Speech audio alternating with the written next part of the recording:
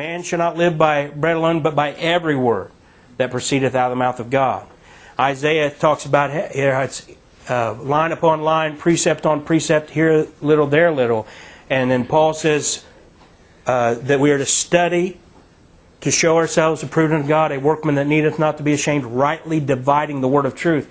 In other words, you can't just rip a verse out of the Bible and slap it up against the wall and make a doctrine. It has to fit the whole model. And that's where dispensations come in and understanding where everything fits. It's rightly dividing the word of truth. And then in verse 30, he then makes a conclusion based on what we've already talked about.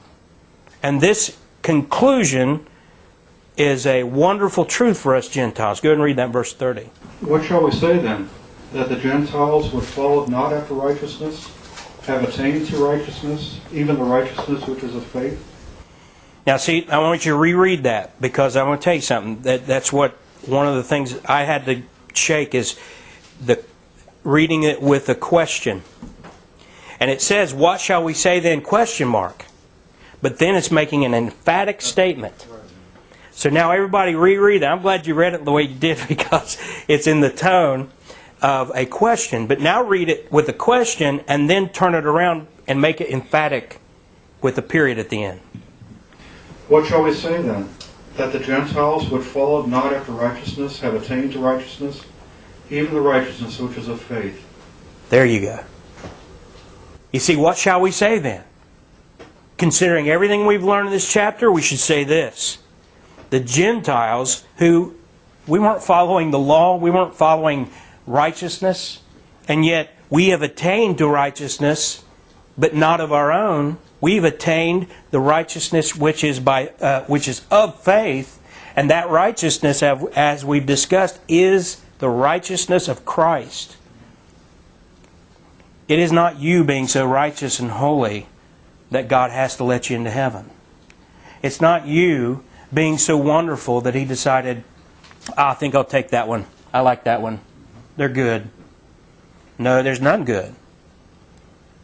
And that goes for you even after you're saved. You have the sinful nature and you have the nature of Christ. And there's a battle going on daily. You have to die daily or you'll follow that wrong nature.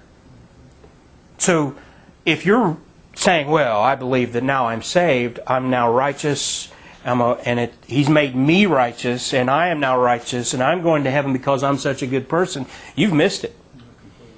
Even after being saved, you rely on the righteousness of Christ. It's as though you are clothed with Christ. When God looks at you, thank God He doesn't see you. He sees His Son. He sees the righteousness of Jesus Christ that you're clothed in. Not your own self-righteousness, because the Bible has some pretty bad things to say about our righteousness. Our attempts at righteousness. Dirty, filthy rags. And I'm not going to tell you what you could actually say the literal rendition of that is, just I'm going to keep it nice this morning. But let's go to verse 31 and 33 now. In contrast to what God has said about us, the Gentiles, what's He say about Israel? Verse 31 to 33. But Israel, which followed after the law of righteousness, hath not obtained to the law of righteousness. Wherefore? Because they sought it not by faith, but as it were by the works of the law. For they stumbled at the stumbling stone. As it is written, Behold, I lay in Zion a stumbling stone, and a rock of offense, and whosoever believeth on Him shall not be ashamed. If you go back and see when Israel first takes upon themselves the covenant, the Mosaic covenant, they did take it on themselves. It wasn't forced on them. And they said, all that you have said we shall do. And both Moses and Joshua said, no, you won't. They told them, you won't do it.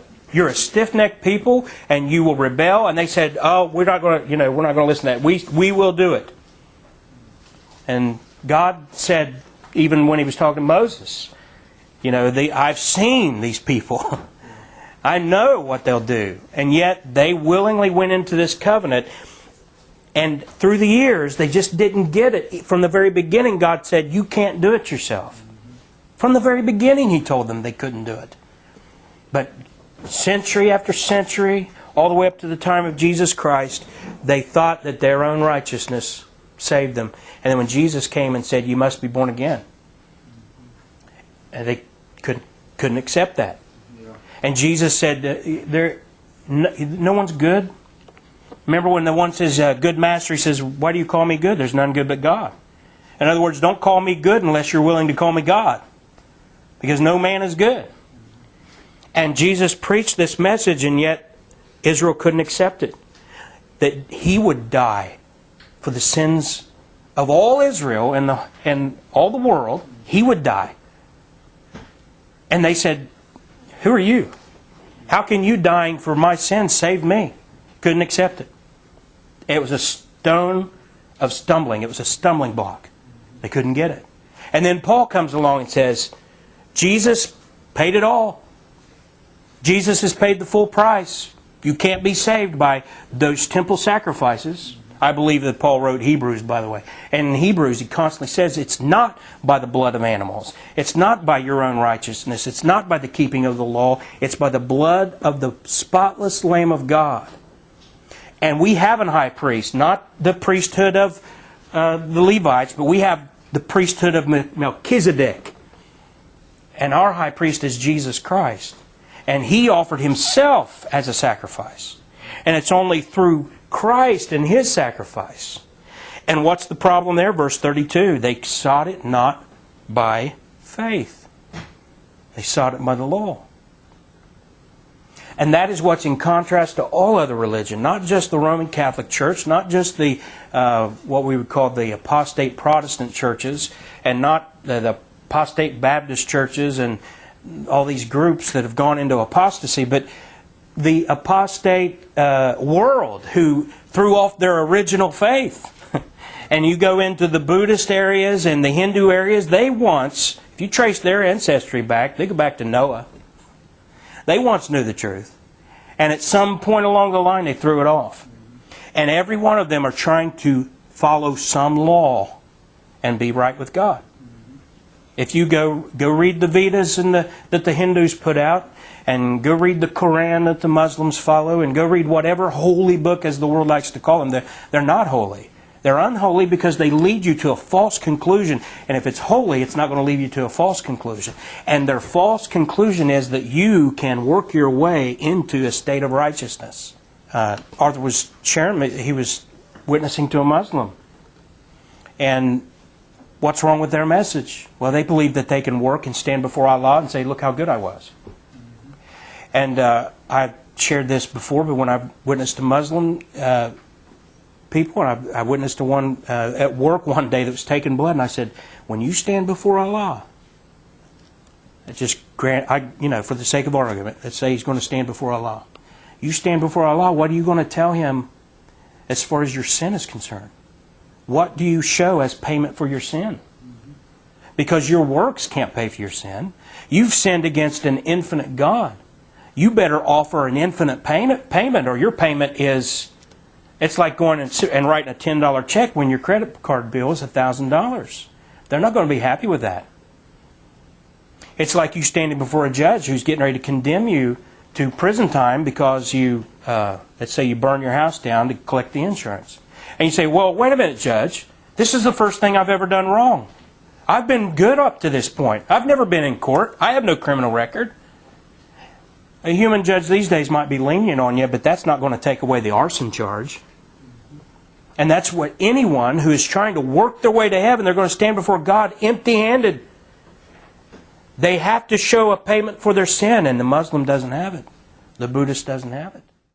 Be sure to visit our website at kjvbiblebelievers.com, where you can find the latest video messages posted on the front page and links to free downloads of our messages in MP3 format. That's kjvbiblebelievers.com. This program is brought to you by Bible Believers Fellowship. Thank you for listening.